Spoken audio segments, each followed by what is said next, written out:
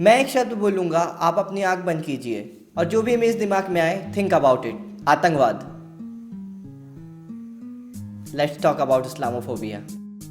क्या मुस्लिम बुरे होते हैं? क्या मुस्लिम ने अपनी जनसंख्या बढ़ाकर देश और दुनिया में कब्जा करना चाहते हैं? क्या मुसलमानों ने तलवार के जोर पर अपना धर्म फैलाया? क्या मुसलमानों ने जानबूझ के देश में कोरोना फैलाया? क्या मुसलमान औरतों को प्रताड़ित करते हैं? और क्या मुसलमान आतंकवादी होते हैं? अगर ऐसे सवाल आपके मन में कभी भी आए हैं तो ये वीडियो आपके लिए है। 9/11 के बाद मुसलमानों के खिलाफ नफरत धीरे धीरे बढ़ती गई और इसका सबसे बड़ा कारण मीडिया था। मीडिया में बार बार बुरे कृत्यों, खासकर आतंकवाद को मुसलमानों से जोड़कर प्रेजेंट किया जाने लगा। लेकिन इन घटना में इन्वॉल्व मुसलमानों की संख्या बहुत कम होती थी। लेकिन मीडिया के इस दुरुपयोग की वजह से पूरे मुस्लिम समाज को कटघरे में लिया जाने लगा। हर बुरी घटना के लिए उन्हें जिम्मेदार बताया जाने लगा। इससे उनके खिलाफ वायलेंस, डिस्क्रिमिनेशन बढ़ने लगा। इसे ही इस्लामोफोबिया कहते हैं। आइए इस्लामोफोबिया की कुछ घटना और उनके प्रकारों को समझते हैं। क्या मुस्लिमों ने हिंदुस्तान में तलवार के जोर पर अपना धर्म फैलाया और मंदिरों को तोड़ा? स्वामी विवेकानंद ने कहा कि यह कहना गलत होगा कि मुसलमानों ने तलवार के जोर पर अपना धर्म फैलाया, बल्कि शूद्रों ने सामाजिक असमानता के चलते इस्लाम धर्म कबूला। पंडित जवाहरलाल नेहरू ने अपनी किताब डिस्कवरी ऑफ इंडिया में लिखा है कि भारत के 80% मुसलमान शूद्र बैकग्राउंड से आते हैं और इसी असमानता के चलते डॉक्टर भीमराव अंबेडकर ने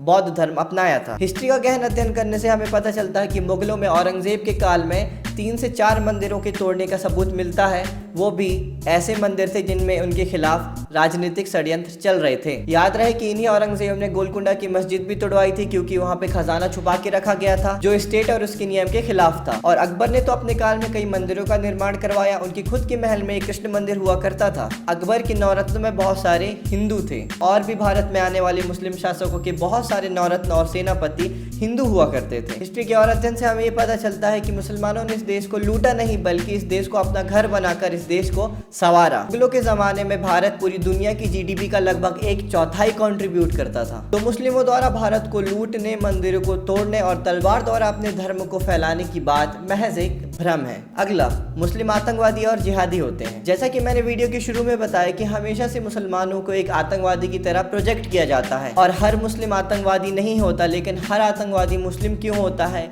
ये वाला मैसेज आपके व्हाट्सएप में आकर आपको और सोचने के लिए मजबूर कर देता है। पर क्या है रियलिटी? बात करें अफगानिस्तान के तालिबान की या अलकायदा की, अमेरिका ने तेल की कुओं में हमेशा से वर्चस्व जमाने और उन पर कब्जा करने के लिए न केवल ऐसे संगठनों को फंडिंग दी, बल्कि ऐसे संगठनों का निर्माण भी कराया। लेकिन जब इनका मतलब निकल गया और वो अमेरिका के विरुद्ध हो गए तो इनको ही एक आतंकवादी संगठन की तरह प्रोजेक्ट करने लगा। मैं ये नहीं कह रहा कि मुस्लिम आतंकवादी नहीं होते, लेकिन केवल मुस्लिम ही आतंकवादी होते हैं, ये गलत है। उदाहरण के लिए जब दंगों में या अन्य आतंकवादी गतिविधियों में दूसरे धर्म के लोग शामिल होते हैं तो मीडिया उन्हें आतंकवादी नहीं बुलाती, बल्कि उन्हें मिलिटेंट रेबल्स आदि जैसे शब्दों से बुलाया जाता है। अफगानिस्तान, सीरिया, फलस्तीन जैसे देशों में पिछले कुछ सालों में लाखों मुसलमान मारे गए हैं। दुनिया में आतंकवाद से ग्रसित सबसे ज्यादा मुसलमान हैं, फिर भी सिर्फ मुसलमानों को ही आतंकवाद और जिहाद से जोड़ा जाता है। भारत में जिहाद के कई अलग अलग वर्जन पाए जाते हैं। अगर आप किसी नॉन मुस्लिम से शादी कर लें तो लव जिहाद, अगर आप किसी जमीन पे अपना घर बना लें तो जमीन जिहाद, अगर आपको कोरोना हो जाए तो आपको ही आरोपी बता के आपको कोरोना जिहादी बता दिया जाएगा, और अगर आप इस बीमारी से लड़ने के लिए लोगों की सहायता करके अपना प्लाज्मा डोनेट करें तो इसे प्लाज्मा जिहाद बोला जाएगा। अब तो बस आपके सांस लेने को ऑक्सीजन जिहाद घोषित करना ही बच गया है। मुस्लिमों पे हमेशा से आरोप लगते रहते हैं कि वो एक साजिश के तहत अपनी जनसंख्या इस देश में बढ़ा रहे हैं। अगर इसी रफ्तार से मुस्लिमों की जनसंख्या बढ़ती रही तो एक दिन ऐसा आएगा कि हिंदुओं की जनसंख्या मुस्लिमों की जनसंख्या से कम हो जाएगी। हमारे देश में हर 10 साल में जनगणना होती है और इन आंकड़ों के अनुसार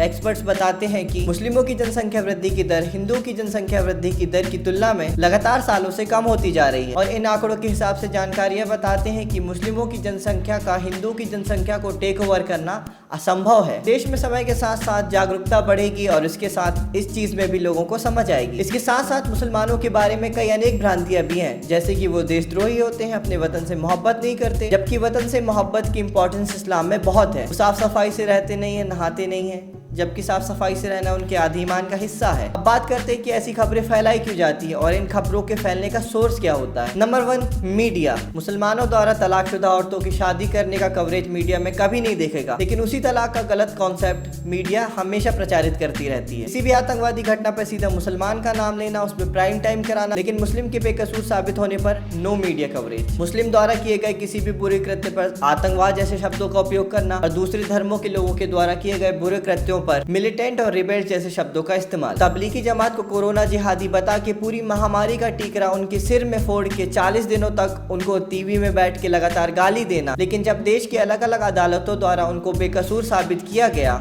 और ये कहा गया कि इनको जानबूझकर किसी षड्यंत्र के तहत फंसाया गया है, तो no media coverage. Number 2, social media. Equality lab की रिपोर्ट के अनुसार फेसबुक में टोटल मौजूदा हेट स्पीच का 37% इस्लामोफोबिया है। और अब तो वॉल स्ट्रीट जर्नल की रिपोर्ट से यह सच दुनिया के सामने आ गया है कि फेसबुक इंडिया हेट स्पीच को बढ़ावा देता है, मुस्लिमों के प्रति हेट स्पीच और मिस इन्फॉर्मेशन वाले कंटेंट को पुश करता है, उनकी रीच बढ़ाता है और असली हेट स्पीच पर एक्शन नहीं लेता और मुस्लिमों का दुष्प्रचार करता है। इस्लामोफोबिया के नुकसान। जर्मनी में हिटलर की नाजी पार्टी के आने के साथ ही यहूदियों को राष्ट्र का दुश्मन बताना शुरू हो गया था। उन्हें ये बताया जाता था कि तुम इस जमीन की नहीं हो। जर्मन औरतों को ज्यादा से ज्यादा बच्चे पैदा करने को कहा जाता था ताकि तुम खतरे में ना आ सको। यहूदियों का जर्मनियों से शादी करने पर बैन लगा दिया गया था। यहूदियों का आर्थिक बहिष्कार कर उनकी दुकानों को तोड़ दिया गया था। फिर उसके बाद का इतिहास तो हम सबको मालूम ही है। इस्लामोफोबिया से किस तरीके से संबंधित है आप समझ गए होंगे। Now let's talk about solution.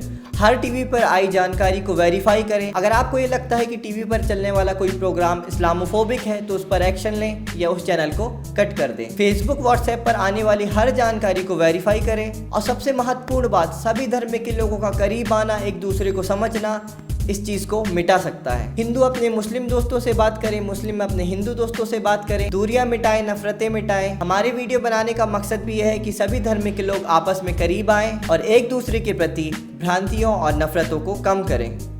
धन्यवाद।